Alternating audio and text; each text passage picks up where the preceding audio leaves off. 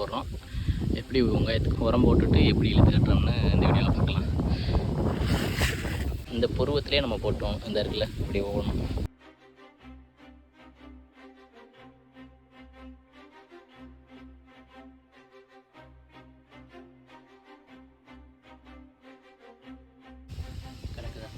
இதை வந்து நீ வந்து நம்ம மண்ணை வச்சு இழுத்து கட்ட வேண்டியது.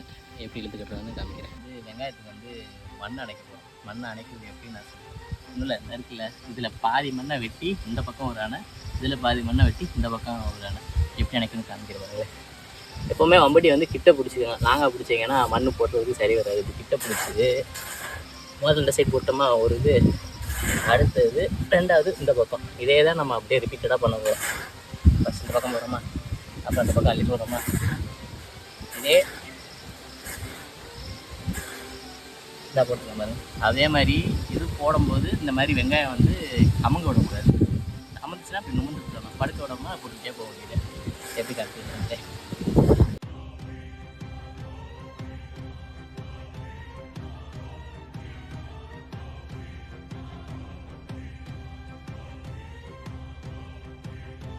வந்து வெங்காயம் வந்து நடுவில் இருக்க மாதிரி மண்ணை அணைக்கணும். எந்த அளவுக்கு நம்ம மண்ணை அணைக்கிறோமோ அந்த அளவுக்கு காய் வந்து பெரும், அதாவது வெங்காயம் வந்து பெருசாக இருக்கும்.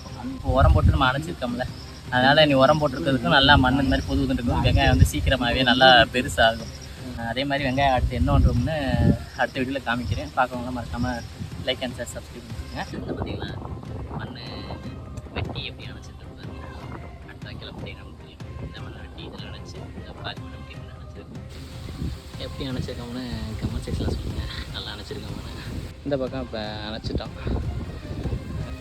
இந்த பக்கம் இப்போ வந்து வெட்டி மண்ணை அணைச்சிட்டோம். இனி பசி வந்துடுச்சு, சாப்பிடுவோம். எவ்வளோ நீங்கள் சம்பாதிக்கிறீங்க, கோடிக்கணக்கில் வீடு கட்டி வச்சுருக்கீங்களா, கோடிக்கணக்கில் கார் வாங்குறீங்களான்ற மென்டலாக எவ்வளோ தூரம் நீங்கள் பீஸ்ஃபுல்லாக இருக்கீங்க, எவ்வளோ தூரம் நீங்கள் கான்ஃபிடென்ட்டாக இருக்கீங்க, அவ்வளோதான். அதுதான் லைஃபோட ரொம்ப ரொம்ப சின்ன ஏரியா.